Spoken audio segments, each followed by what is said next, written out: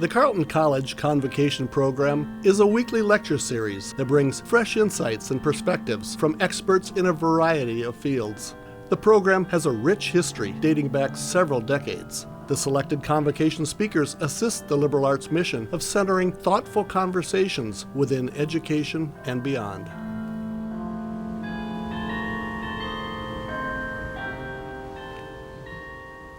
Hey everybody, my name is Jack Pricer. I'm a senior statistics major here at Carleton, and I got the opportunity to introduce today's convocation speaker, Louie McGee, who is a blind Ironman triathlon.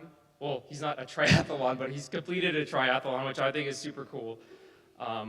So Louie has Stargardt, is that? I'm not sure, yeah. It's a retinal eye disease that that obstructs his central vision. And so when he played sports in school, for soccer, he had to rely on the sound of the soccer ball rolling on the field to judge where it is. And he's even a skier as well. But he emphasizes that just because someone who's blind is able to do sports, that doesn't mean that everybody who's blind is helpless and is unable to do basic things like go to the grocery store or go to CVS. Louie started Louie's Vision in 2016, which is a nonprofit for children experiencing Stargardt and other eye diseases, and he has spoken at tens of schools since then. And something I think is funny is he actually completed the Louisville Triathlon in Kentucky, which is, kind of funny, which is actually, so an Ironman triathlon is a 3,800 meter swim, a 112-mile bike ride, and by the way, Northfield is about 66 miles north of the Iowa border, so that's almost like going all the way to Iowa and back. And then he's also ran a full marathon consecutively after that. So please welcome Louie McGee to Carleton College.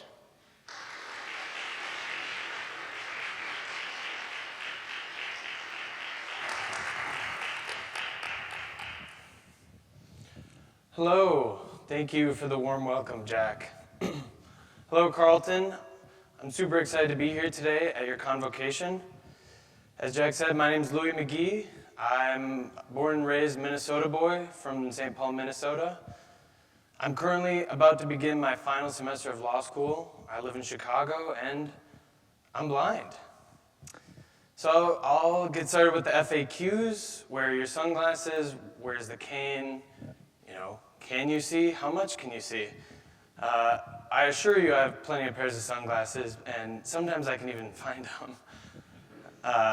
As for my cane, it's sitting over there at my chair, but I use my white cane primarily as an identification tool, so other people on the street or in a store know I can't see. So if they're giving me hand gestures or signals, I might not respond.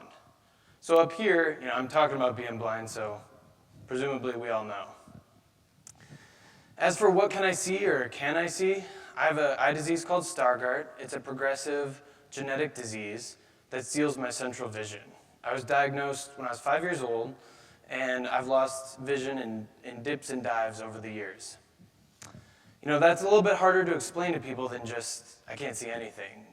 I have a big spot in the middle where I can't see, but I can see out of my peripheral.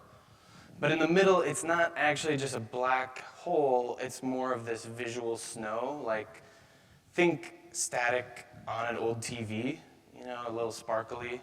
And so it blends in with my peripheral vision, and so I can see, but I like to give the example, if you all keep your heads pointed straight, but look to the right all the way, you can still see me up here, but probably not as clear.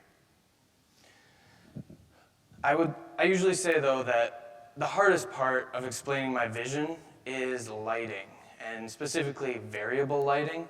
I have a really hard time transitioning between bright and dark, and what that means to me is I can do just fine if lighting is stable, like in this room, but if I'm transitioning from like a bright, sunny day into a dark classroom, it takes me a little bit longer.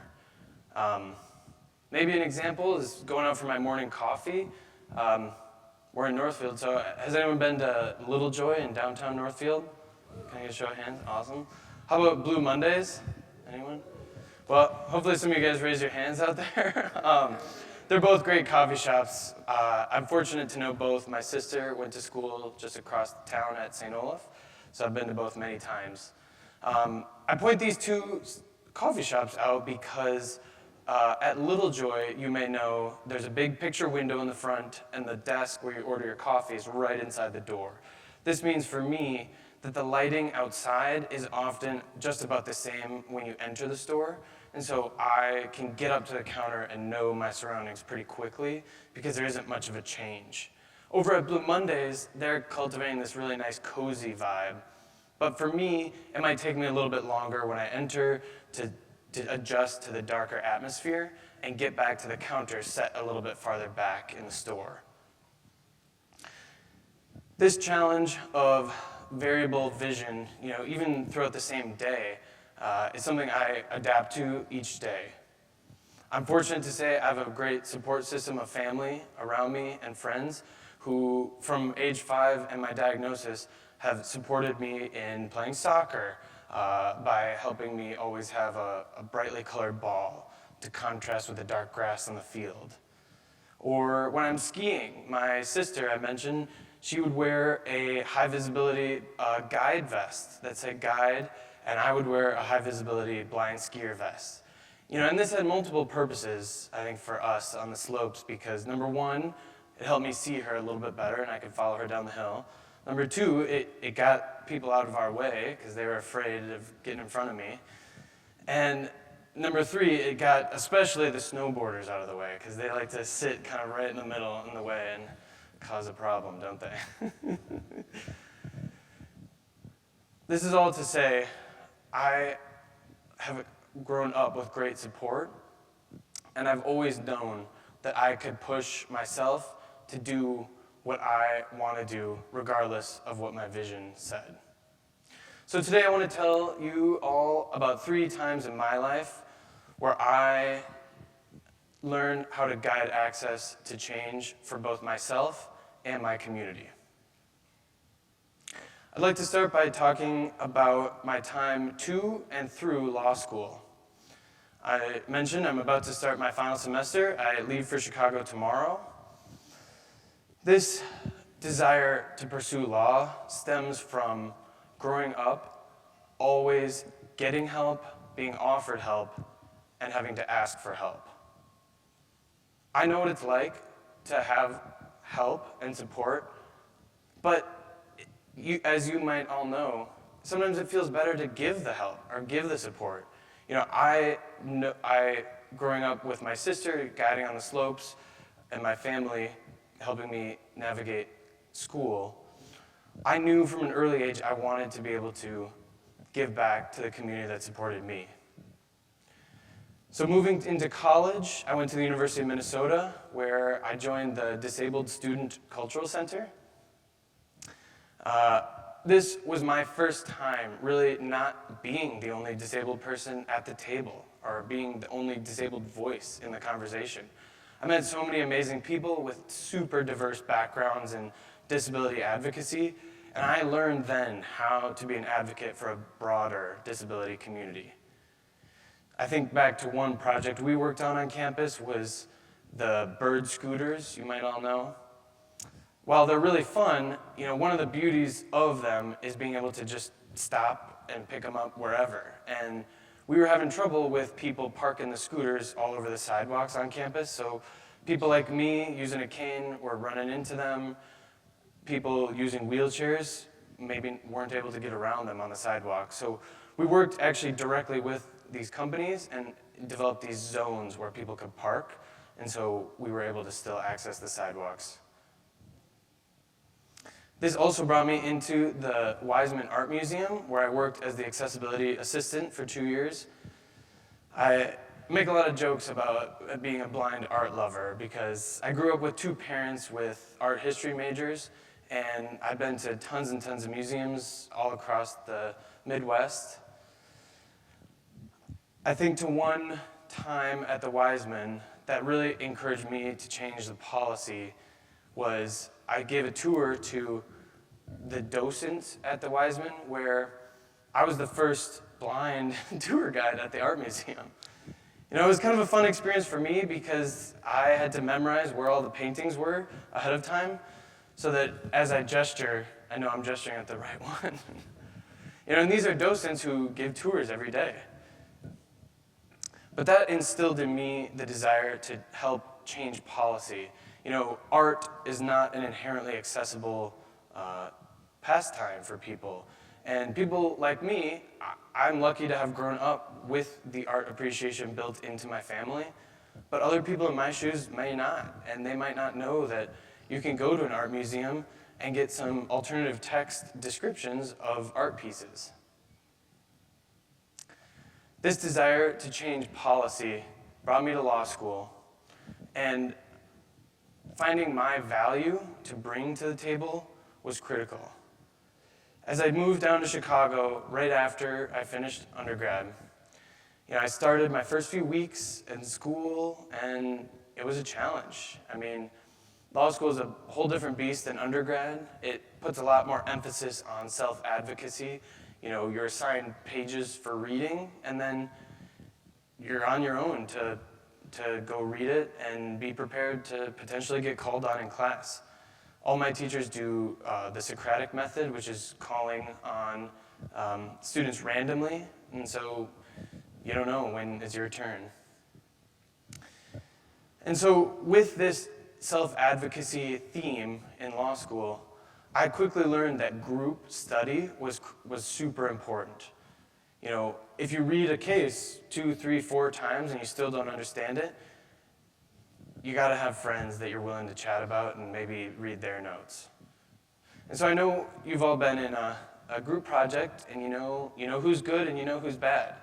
And some of the features of the slackers on the team are built into my disability. You know, I am never the fastest to get to a page in a textbook.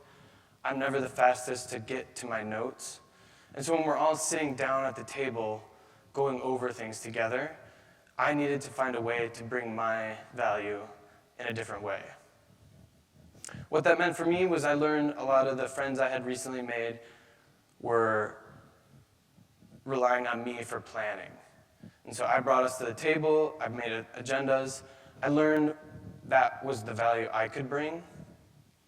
And at the same time, as I'm learning how to bring my value, I'm learning how to use a new screen reader on my computer. I mentioned my vision changes over time. So around the time I was starting law school, my vision was declining. And I needed to move from visually looking at my computer to using a voice and using more auditory method. And so I use a screen reader called JAWS. What JAWS is, it's a bit like the blind guy's Siri. I use all keyboard strokes on my computer to access things like my textbook, you know, my email, everything. But it's a beast. It's hundreds and hundreds of keystrokes, commands. You know, if there's a glitch on my screen and I can't see it and JAWS is acting up, you know, I gotta think quickly in the moment.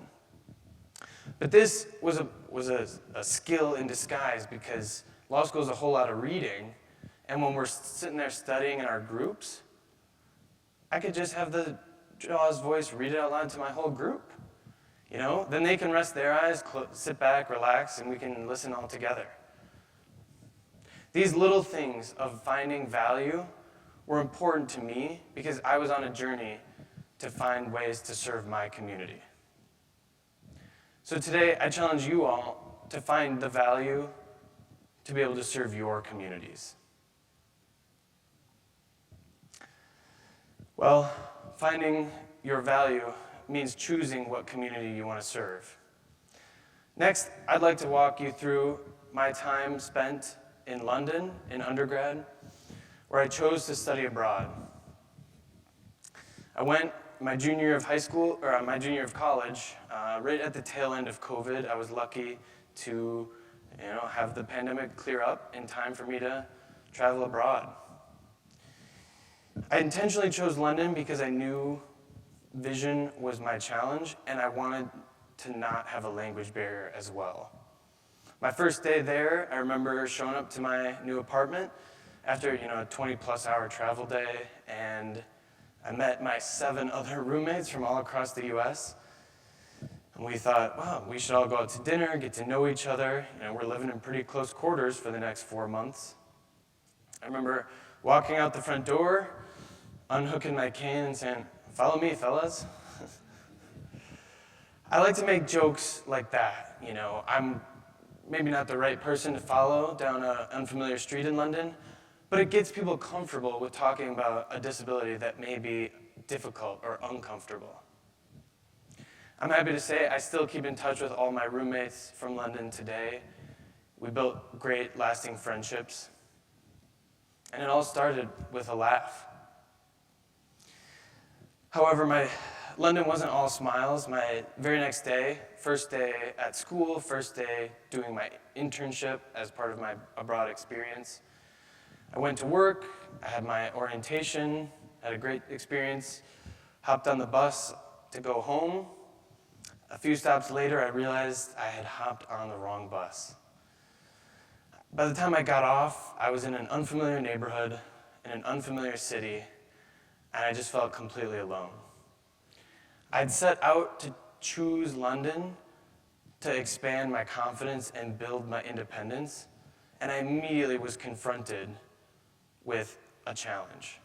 What do? I don't know where I'm going. In that moment, I chose to ask for some help from people on the street. A man pointed me down the street and said, "The station is just a few blocks this way." And then I asked for some help making sure I hopped on the correct bus. Leading with trust and asking people on the street like this became a theme of my life. We all have phones that have great map abilities. I can always throw an earbud in and get directions. But ever since London, I love to ask for support on the street. By leading with trust, I build community every day with complete strangers. I know asking for help doesn't just involve getting around or navigating. One big thing of an abroad experience, if some of you have studied abroad or even plan to, is seeing the sights. Going to the museums, going to the monuments. And as I've mentioned, I'm a great art lover. And so one great thing about now this newfound confidence to ask for support, I got into every museum for free. What art museum is going to turn away a blind guy, right? I would always say, "I saw on your website that you have accessible tickets for the blind." I don't know, they don't know. They're not going to say no.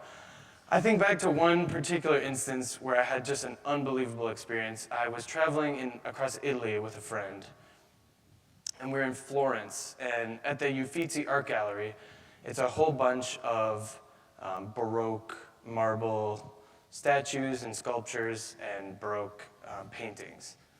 I walked in and I was trying to ask for help like I had always been doing, but we couldn't find a curator that spoke English. They were all only spoke Italian.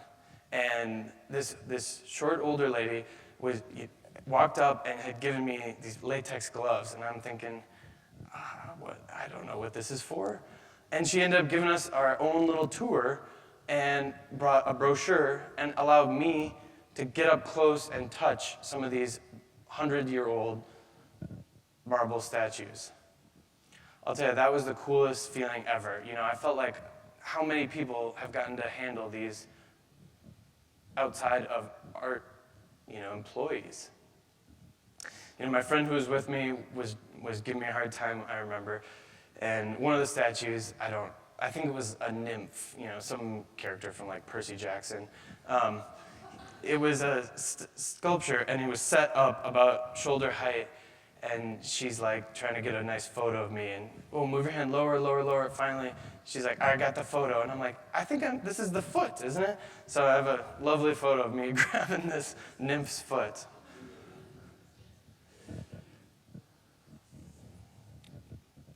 Throughout my time visiting all these museums and sculptures and monuments in London, I led with trust. I asked for help, assuming they would want to give help. So today, I challenge you all to choose your next community by leading with trust. Finally, I'd like to tell you the story of how I crossed the finish line of a 140-mile race. It all started my sophomore year of high school. I did a sprint triathlon. I had found a family friend who had done some races, and I wanted to get involved. I did a sprint, which took only about an hour and a half, and it was a great experience. Tons of support, but I was one of 2 disabled athletes. Immediately, I knew there was a market for some awareness. I had asked no one for help ahead of time. I had to do all the accessibility on my own, and it was possible. So I thought, well, I better sign up for the Ironman. It's only 2.4 miles of swimming, 112 miles of biking, and a marathon. That should be one weekend, right? So I had to wait till I was 18 because it's apparently dangerous. And my junior year of high school, I started training.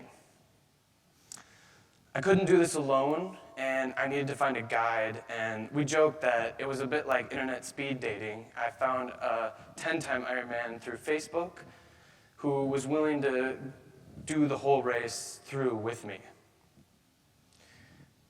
We met at my family's house and chit-chatted. I was the first blind person he'd ever met, and then we set out for our first 8-mile run. 1 mile from home, I got hit by a car. But that set the tone for our training. Every day after that, we would say, I don't get hit by cars, I hit cars. And my friends know, often they're parked. That summer of training was really the most physically demanding time of my whole life.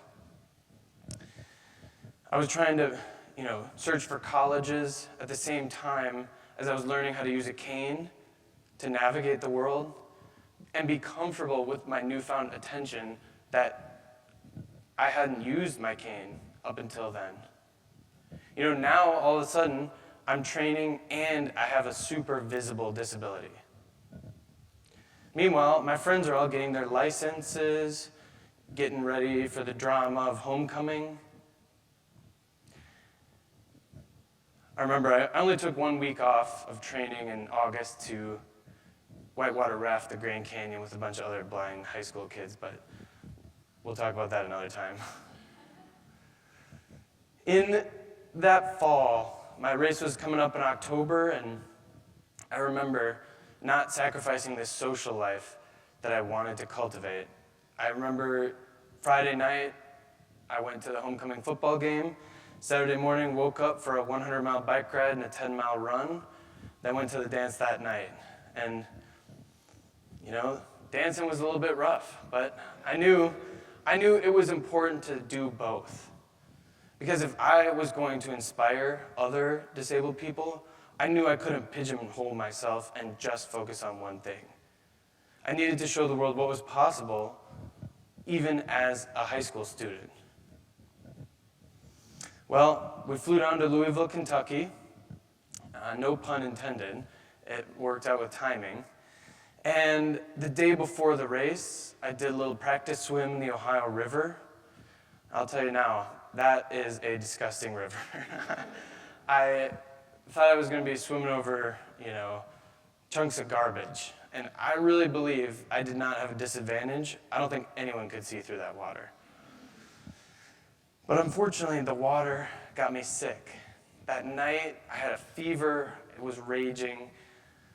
And the pressure that I had built of bringing awareness all came crashing down on me. I knew people were going to be watching my dot move along the racetrack the next day. And I was shivering. I couldn't sleep. The heat had gone out in our Airbnb. I remember sitting in front of the oven and rubbing my hands together and playing charades with my sister just to get my mind off things. And then the next morning, things didn't get any better. The Airbnb elevator had broken, so I had to walk down 10 flights of stairs. Our Uber bailed, so I had to walk 2.5 miles to the starting line. The race was delayed because it was pouring rain and freezing, so I was stuck standing out on the concrete barefoot for hours. And in that moment, I was thinking to myself, I need to inspire myself more than I need to think about completing this race. I need to just start the race and do my best.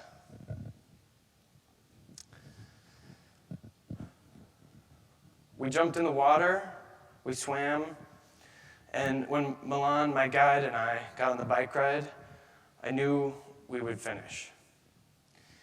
You know, the bike is the hardest for me because I'm sitting on the back of a 2-person bike, so it's boring. You know, I don't have to focus on the road.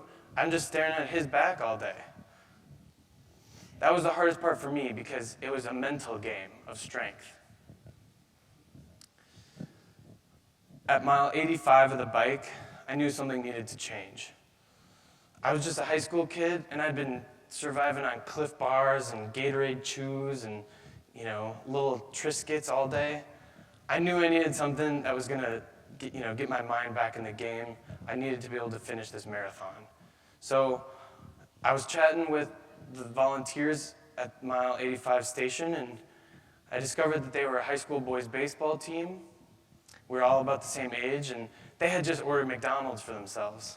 And so I grabbed one of their McChickens, and my guide was in the bathroom, and when he came out, he saw me. I had almost no feeling in my hand, so I'm standing there with it propped up, trying to eat my McChicken, and he says, "Louie, if you throw up on me, I'm leaving you in the dust." But that's what I needed in that moment. I was trying to be an example, but I wasn't being myself.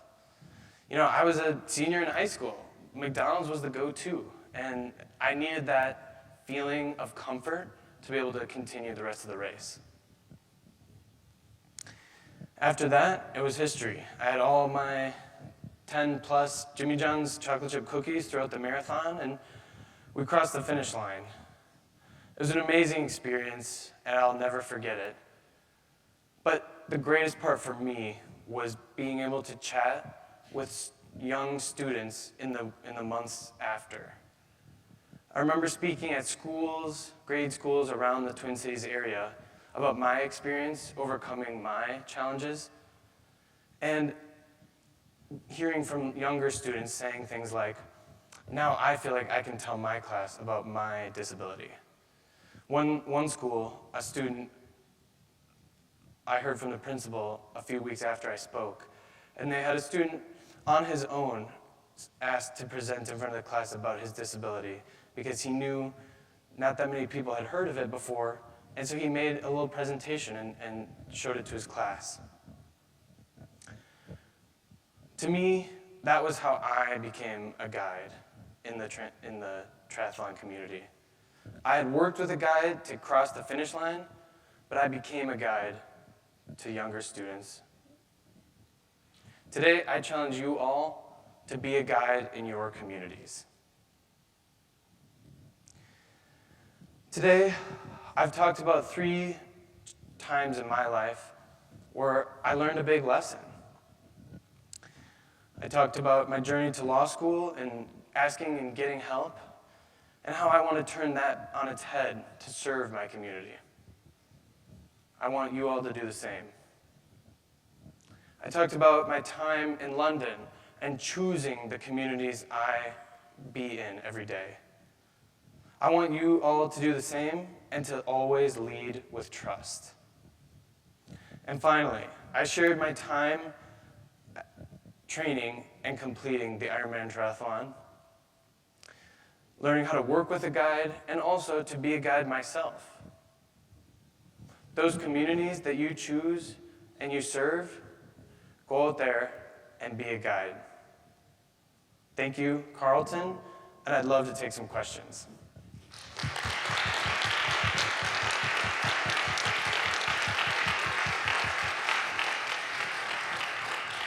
Thank you very much, Louie, for being with us today. We are going to get to the Q&A in just a second or two, but just a message first. Thank you all, of course, for being here. That's number one. Number two is we still have some seats at the table for lunch. So if you'd like to join us for some deliciously flavored chicken or not salsa, what's that word? It is pasta, that's the word, salad, and other things, please consider joining us. We are going to be in the Great Hall today, so don't go to AGH. Go to Great Hall. If you'd like to go and you haven't signed up, please talk to me. We would love to have you. Like I said, we got seats at the table. So now we're going to move on to Q&A. So myself, Kate, we have the mics. You have the questions, and that goes for our friends on the balcony as well. Kate will keep an eye on you and can run the mic up there to you. So let's kick this off. Who would like to start off with a question? Actually, I am going to, Louie, if I may. Watching one of your TED Talks, I believe it was, or one of the videos, you mentioned an incident with a pineapple, if I'm not mistaken. Could you remind me about that, please? I can, for sure. During training, my guide lived out in a suburb, and so a lot of our training runs, we spent circling the lakes out in like Woodbury and Hastings and that area. And there's lovely like paved trails. But one of the things the guide has to help me with is let me know if there's pedestrians and we need to like go single file to pass, or if there's a biker coming up, or if there's a big crack or a branch down in the road. And those are the things I'm used to. What I'm not used to is groceries in the middle of the sidewalk. And so I remember one day we were running in Woodbury in the middle of nowhere by a lake. There's not even homes nearby. And Milan's like, "Watch out, Louie, there's a pineapple." And I thought, oh, very funny, very funny. 1 second later, here I am tripping over a pineapple, sitting upright in the middle of the sidewalk. It looked placed there on purpose. I don't know, but cars are not the only thing I run into, I suppose. But yeah, training, that's something I learned is, it goes along with the trust is, even if it's silly, when we're running, my guide needs to know, like, I have to trust them. And so if you're making a joke like that, let me know if it's real. Thank you. And I should mention, too, for our friends on Zoom, if you have questions, please put them in the chat, and they will be sent to me. Who else has a question? I see a pointing. Oh, there we go. Hi, my name is Leo. Thank you for your speech. I'm curious, can you tell us about the time you rafted the Grand Canyon with your blind buddies? All right, I will, yeah. So that summer, I rafted the canyon through this organization called Leading the Way. It's led by a blind, multi-athlete. He's a really cool guy. If you want to look him up, his name is Eric Wainmeyer. He was the first blind person to climb Mount Everest, kayak the Grand Canyon, all this crazy stuff. And he has this organization that connects a bunch of blind high school students with sighted high school students. And the purpose of the trip is to share experiences leading. And so we raft the canyon in these big rafts, so it's very safe. The rapids are really scary and crazy, but we're not flipping or falling out. But part of the trip was hiking each day. It was a 14-day trip, and we didn't have phones or anything. And so I learned a lot about guiding others, being guided. We had little reflection activities. But yeah, I encourage you all to go out there and look up GoPro footage of whitewater rafting in the Grand Canyon. It's pretty crazy. Some of those waves get up to 40, 50 feet. And yeah, when you don't see it coming, woohoo. But no, I learned a lot about my own boundaries in hiking. Running and doing all this Ironman training was pushing my body, but hiking where there's cliffs nearby, or if you're gonna fall, it's on rock. That's scary in a different way, and it really showed me what is possible. And with a community of other blind people from across the country, I was building my community like I was at the Disabled Student Cultural Center at the University of Minnesota. It's all about choosing that community and being intentional about who you surround yourself with. All right. Oh, here's one up front. You mentioned you've done skiing before. Have you ever considered snowboarding? I have. I do own a snowboard. It's mostly in jest because it was only $15 and it says vision on the bottom. Um, so I thought it was perfect for me. I have practiced. I've gone out to try and learn, but I don't like regularly snowboard. I just thought, you know, I love skiing so much, and I'm sure I could get into snowboarding. I don't actually have a problem with snowboarders. They just are notoriously sitting all over the hill.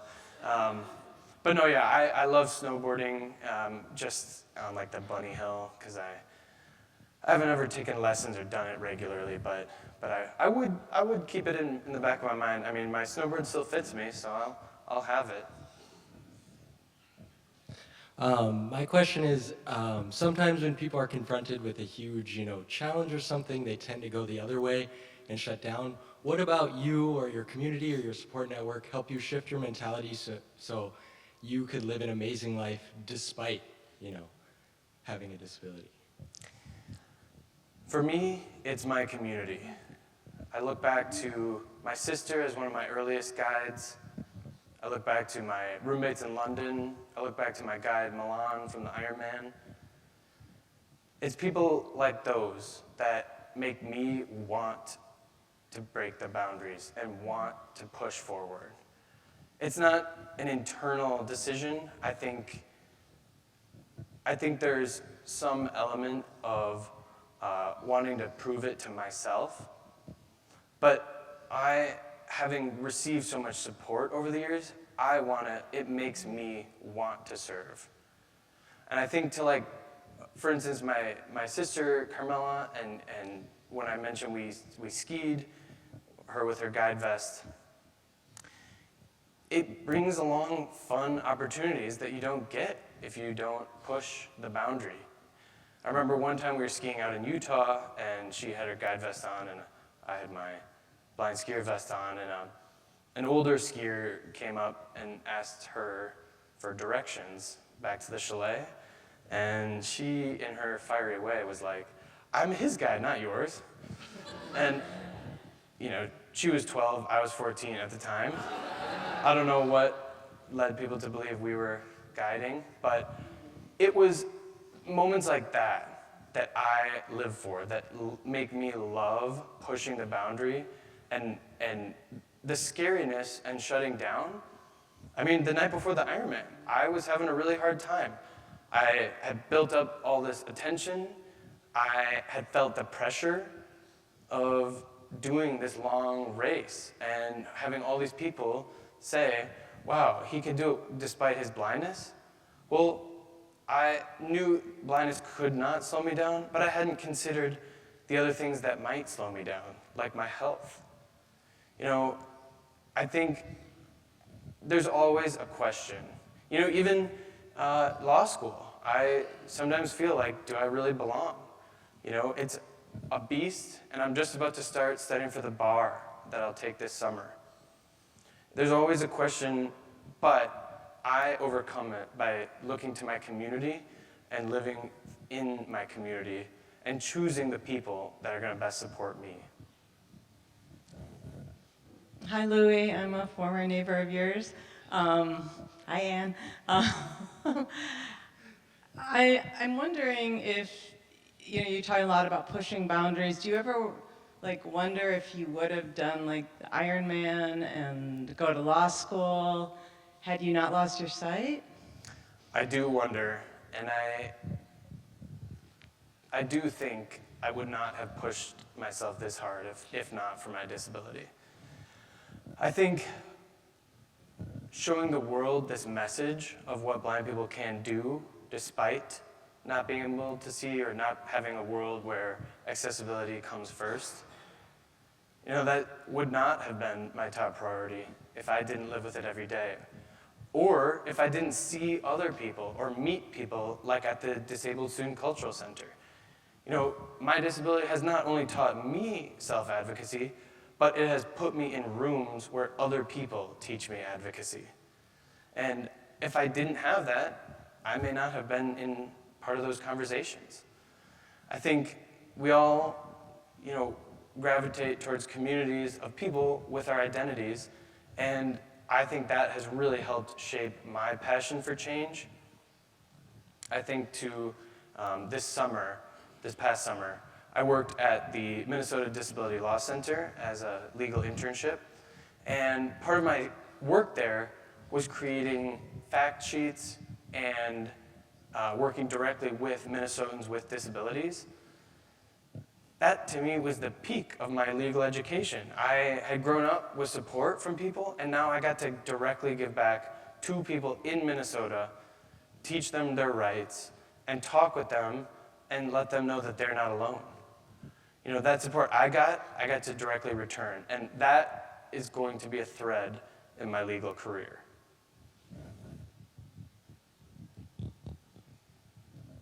Thank you for all these wonderful questions.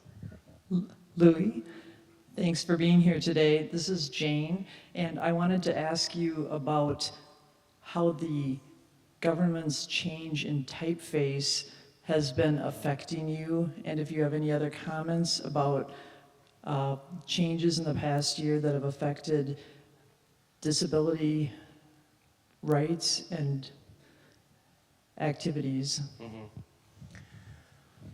I am sad to see the type font change for the federal government, but I have transitioned to using JAWS, my screen reader, to listen to my screen, and so I don't myself have enough vision to visually read on government websites anymore. I listen, but I have plenty of peers and friends that have enough vision and are still blind that get the text larger.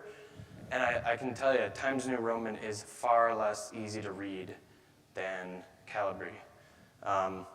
I think it's not. I think people don't understand the importance of the little. I don't remember what they're called on font, but the little bits that poke off of like a T. It makes it a lot harder to see and read when it's not straight, hard lines. When I talked earlier about lighting, I mean that translates directly to like font and reading.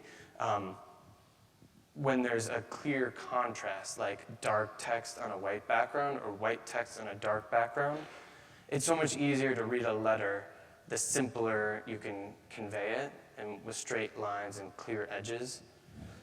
As for other government policy, it is a challenging time to want to get into a public service government position in the legal community. Just this summer when I was at the Minnesota Disability Law Center, we were certainly hurting from federal budget cuts. I know every state has a disability law center like we do in Minnesota, and they were all called out in the bill that was passed this summer. And so yeah, it has made it harder for me to work there next year. They won't have enough funding to be able to hire new law students next year. And so if I want to continue working with them, it may need to be in a volunteer capacity or circle back in the future. I know that there's great people in that organization here in Minnesota, and I've worked with the Illinois branch. It's called Equip for Equality there. There's amazing lawyers out there doing the work despite what might be happening at the top in the federal law, but it is a really hard time to serve community because our communities are definitely not being served. Hi. You talked a lot about leading with trust, and I was wondering if you felt any differences with your confidence or your ability to lead and trust when your disability was visible versus when it's not visible, or even when you were just learning to lead with trust, if that was a factor? Yeah. It was a hard transition for me to go from not using my cane to using my cane. I got my first cane when I was maybe in second grade, but I did not start using it regularly until college. I'm a pretty social person, so I often in high school was with people where I didn't need others to know I couldn't see because I was traveling with someone that could help. And so I always thought, I can get away with this, I don't need the cane. But in college, when I was developing my independence and I needed the cane so that other people knew because I was alone, it was hard. It was hard because I knew people had preconceived ideas of what blindness meant, what I could do, how they should talk to me. It's a lot of uncomfort I hear from others, which is why I try and remedy with humor. I love making blind jokes like, oh, you forgot your glasses today? Ah, join the club. Things like that, because I know people want to ask, but also don't want to offend. And I'm a huge proponent of curiosity. I think it's much more important to ask questions than worry. And I think the transition from invisible disability to visible disability, it was hard. There was a lot more attention on me. I knew there was. I could, hear more whispers when I crossed the courtyard. I knew people were looking at me differently than they had before.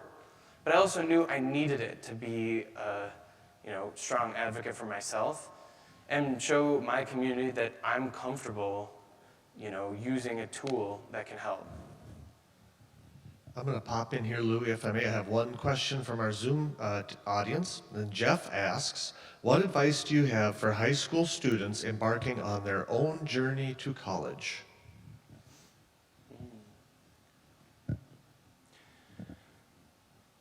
My advice to high school students is what helped me in my journey to college was surrounding myself with people I knew would help get me through a tough transition. And so I chose a school, the University of Minnesota, that was near my home where I grew up, and I had friends from my high school going to the same school.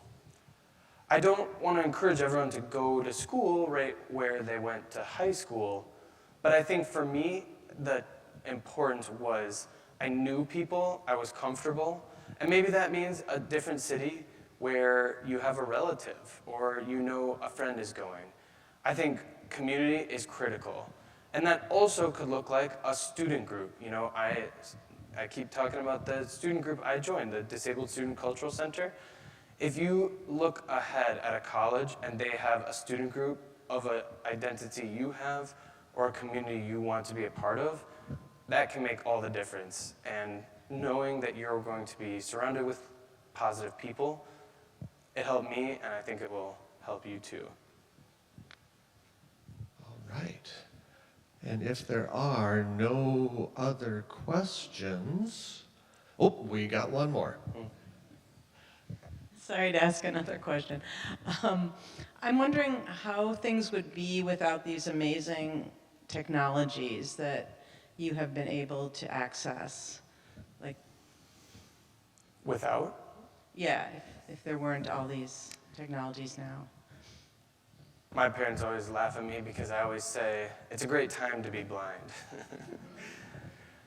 I do think life would be a lot different. I learned Braille in middle school, but it's nearly useless now unless I'm using it to find a restroom or use it to click the correct floor in an elevator.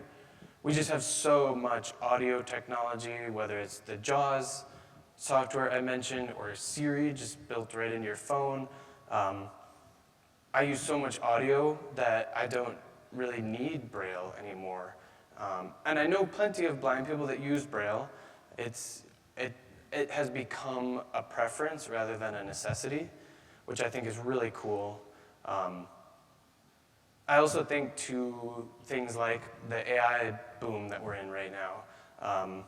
There's a lot of good things and bad things about AI. And one thing I talk about in my personal life that I think gets missed is it's a great accessibility tool. I'm sure plenty of you have maybe used like a ChatGPT or Claude for helping summarize something or asking it a question. But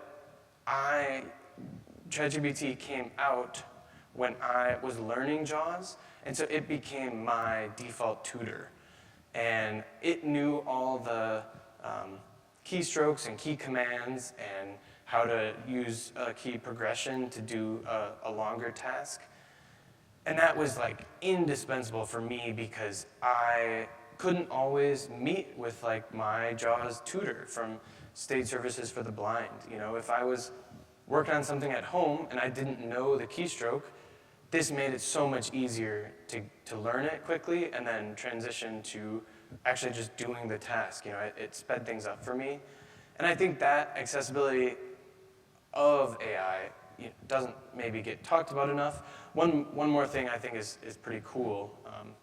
This is more of an interesting thing for me, hopefully you all too. I recently got the Meta Ray-Ban glasses, and that changes the game for me.